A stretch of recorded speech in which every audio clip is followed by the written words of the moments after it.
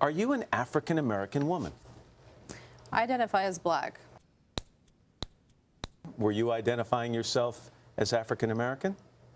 In that picture, during that time, no. This Rachel Dolezal situation was supposed to be a layup. It was supposed to be the easiest thing for black people to make fun of. A white woman got a spray tan, dressed up like Freddy from a different world, got box braids, and pretended to be black for years.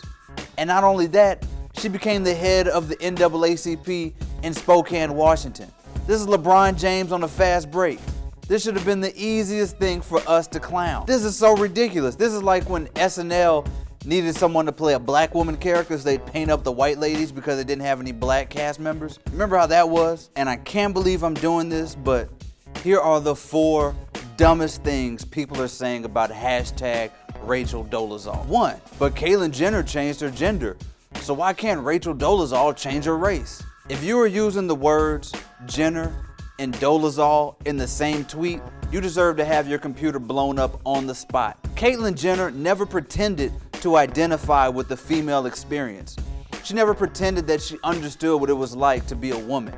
She didn't prey on the injustices of women and make it as if it was her battle. In fact, she had always identified as a woman. Dolezal, on the other hand, is acting like she understands the black experience intimately because she put in a couple weaves every once in a while. So comparing the two is off base.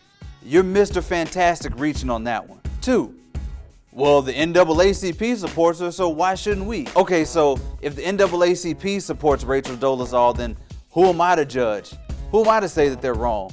I mean, it's not like they tried to give R. Kelly a couple awards after he peed on a 14-year-old girl, allegedly. And it's not like they gave Donald Sterling 2 Lifetime Achievement Awards. That defies race relations and the laws of physics. And recently, there are allegations that they're banning black women who spoke out against Rachel Dolezal from their local meetings. All of that seems to me like the NAACP validating Dolezal doesn't really mean much. Also, your argument that the NAACP was founded by white people and W.B. Du Bois really doesn't matter because we knew those white people were white from the beginning. They never pretended to be anything else. 3, but black women dye their hair blonde and get contacts and nose jobs to look European. Okay, so here's my theory. Every race event has what I like to call an ashy Twitter half-life. An ashy Twitter half-life is basically how long it takes for an event to be about what's wrong with black women. And I hate to say it, but some black men, not all, but a big enough minority to make it noteworthy, took to social media to point out how this is a problem with black women. And somehow, the idea that some black women dye their hair blonde or get contacts is justifying a white woman going full on, I'm a black woman. It's crazy. Are we really married to the idea that black women don't deserve our support through these situations, especially when these are the same black women who are marching in Ferguson and Baltimore for these ungrateful black men? Look, this white lady insulted, mocked, and minimized the black woman experience. The least we can do is stand in solidarity and explain how she's wrong. No matter how much a black woman allegedly goes out of her way to look European or something, she'll never be white.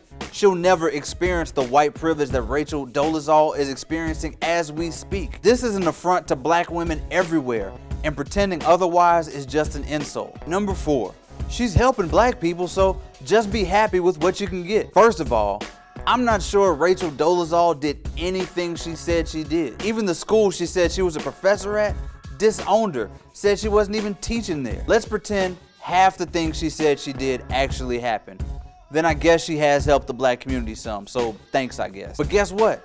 She could have done all of those things without pretending to be a black woman. In fact, she probably could have gotten more done while staying as a lily white lady. But the idea that we as black people should just take whatever we can get is a peasant mentality. You're basically saying beggars can't be choosers. And in this case, black people are the beggars. But we're not beggars.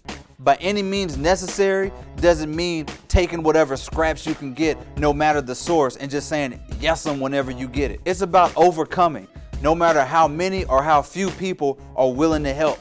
We don't and never have needed a Rachel Dolezal. And people continuing to defend her might as well re-identify themselves as irrelevant too. I mean, wow.